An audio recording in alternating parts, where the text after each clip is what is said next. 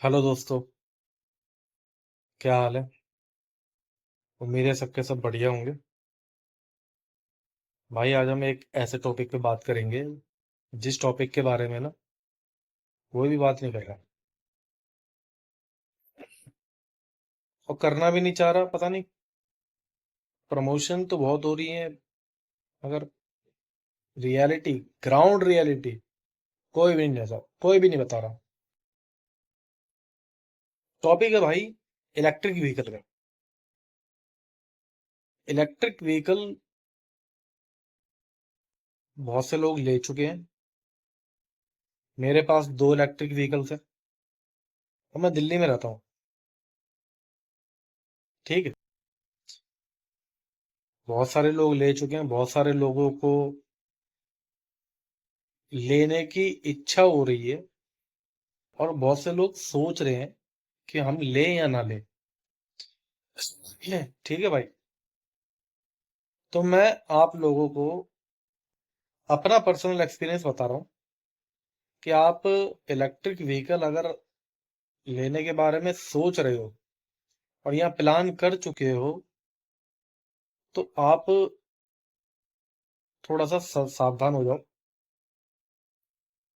क्योंकि भाई मेरे पास में जो दो इलेक्ट्रिक व्हीकल हैं, दोनों के दोनों electric vehicle different different structure के हैं। वो स्ट्रक्चर मैं बताऊंगा, लेकिन सबसे पहले आपको एक चीज समझनी होगी कि इलेक्ट्रिक व्हीकल आने वाले टाइम में आपको, चाहो चाहे मत चाहो, आपकी इच्छा हो या ना हो, आपको एक ना एक दिन स्विच करना पड़ेगा। तो भाई मेरे मेरा जो एक्सपीरियंस है, मैं शायद कुछ लोग मेरे से रिलेट कर पाए और कुछ लोग ना भी कर पाए। तो भाई मेरे पास दो इलेक्ट्रिक व्हीकल हैं। एक है फिक्स बैटरी और एक है स्वैपिंग वाला बैटरी, मतलब स्वैपेबल बैटरी। स्वैपेबल बैटरी में ये होता है कि आप अपना बैटरी यूज करने के बाद में जब वो ड्रेन हो जाती है, डाउन हो जाती है, तब आप जाते हो स्वैपिंग स्टेशन पे, बैटरी को, अपनी डाउन बैटरी को देते हो और उनके पास में रखी हुई ऑलरेडी चार्ज्ड बैटरी को अपने व्हीकल में डालकर अपनी ट्रिप, अपनी राइड कंटिन्यू कर पाते हो। ठीक है।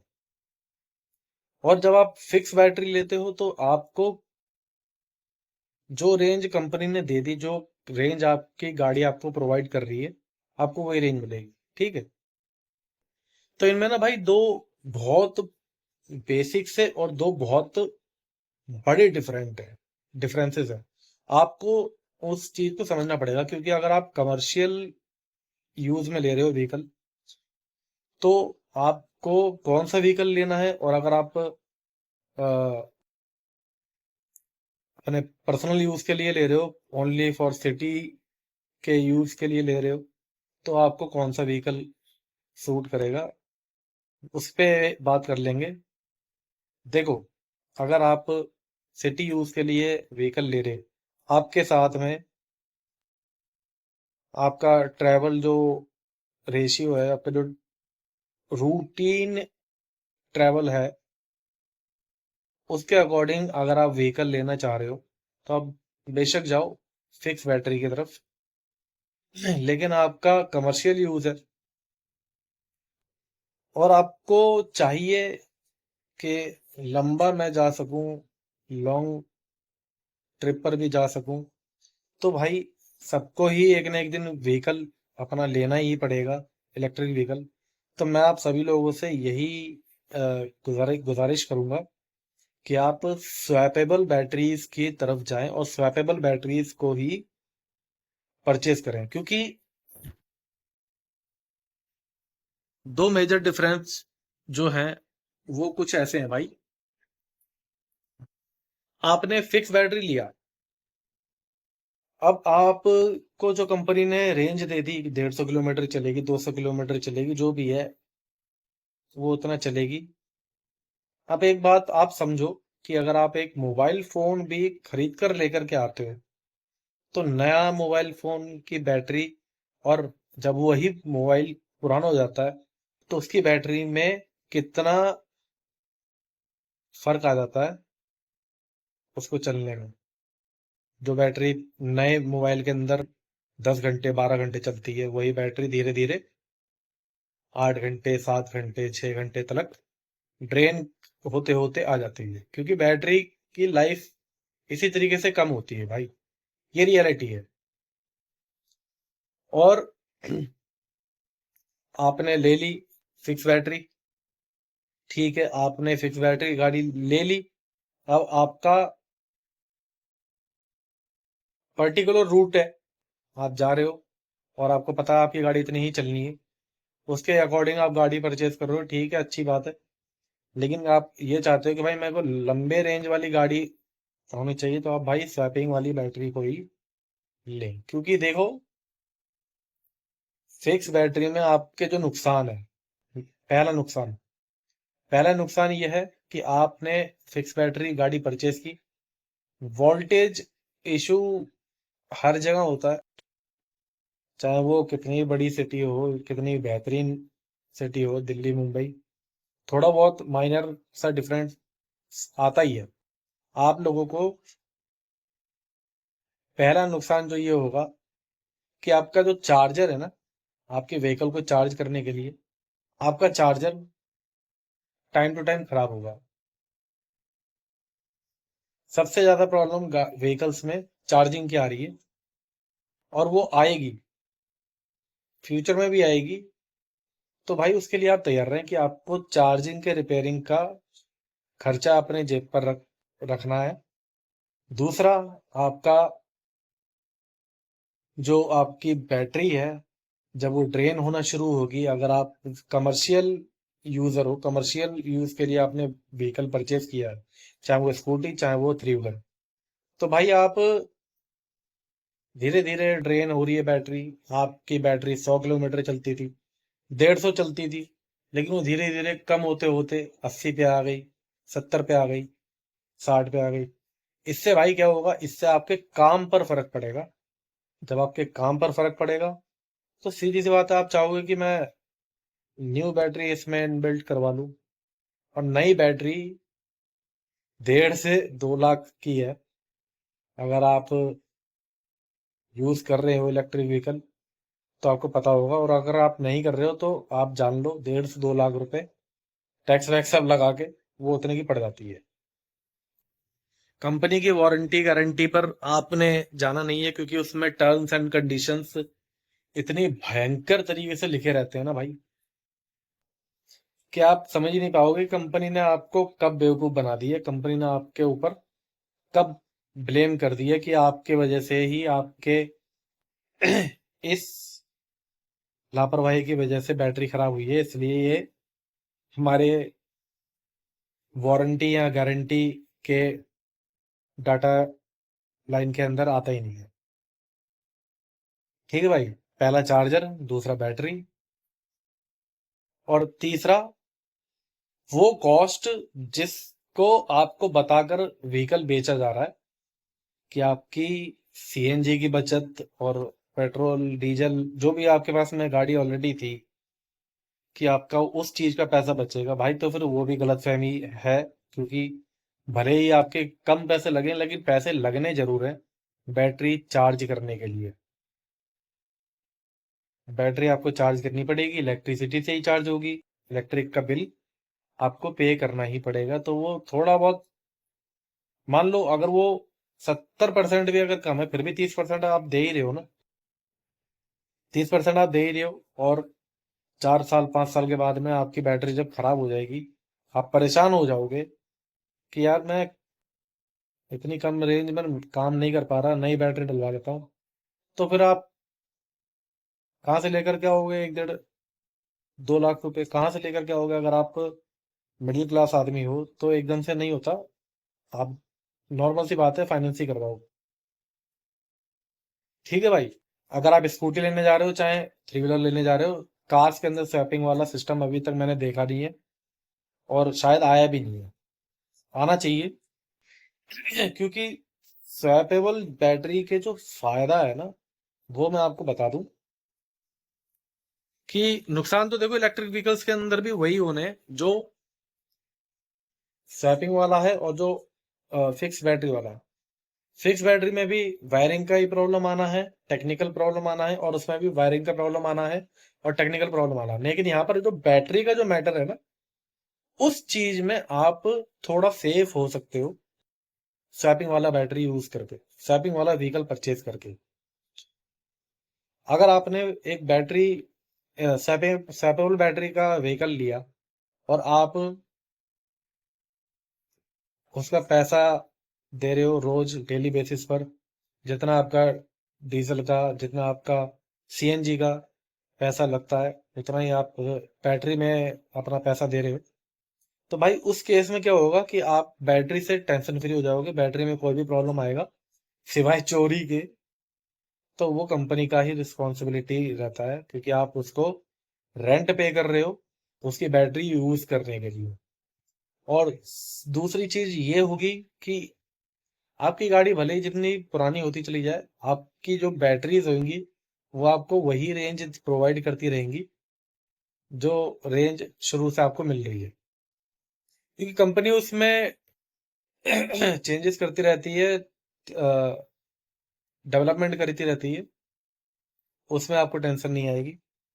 थोड़ी बहुत टेंशन हर चीज में आती है, पेट्रोल डीजल में भी आती है, लेकिन चलता उतना।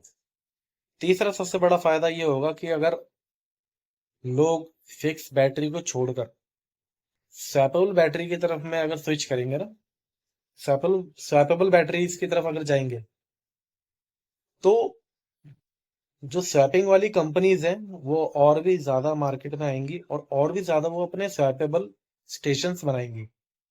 सपोज करो कि अगर आप दिल्ली फरीदाबाद में रहते हो या बदरपुर में रहते हो, चाहे संगम विहार, कहीं पर भी आप रहते हो, आपको यहाँ से जाना है भवाना, चाहे सोनीपत, तो आपके पास में स्वैपिंग स्टेशंस आपको लगे हुए हैं। आपको पता है कि आपकी बैटरी, स्वैपेबल बैटरी, 80 किलोमीटर चलेगी, 90 किलोमीटर चलेगी, 100 किलोमीटर चलेगी। आप अपनी बैटरी चेंज करवाओगे, नॉन स्टॉप आप चले जाओगे, आपको टेंशन नहीं होगी। आप जाओगे, आपको सोनीपत में भी एक स्टेशन मिल गया। अगर आपको सोनीपत से भी आगे जाना है, पानीपत की तरफ भी जाना है, तब भी आपको ये स्टेशन के बदौलत आप 50 किलोमीटर एक्स्ट्रा जा करके वापस आ सकते हो, क्योंकि आपके पास स्वैपेबल बैटरी है। आपको चेंज हो जाएगा बैटरी। आप सोनीपत में आपने चेंज करवाया और आप चले गए पानीपत, वहां से वापस भी आ गए, फिर दोबारा से चेंज करवा के अपने घर की तरफ। तो ये सबसे बड़ा फायदा हो जाता है अगर लोग परचेज करेंगे स्वैपेबल बैटरीज को। तो जिस तरीके से वो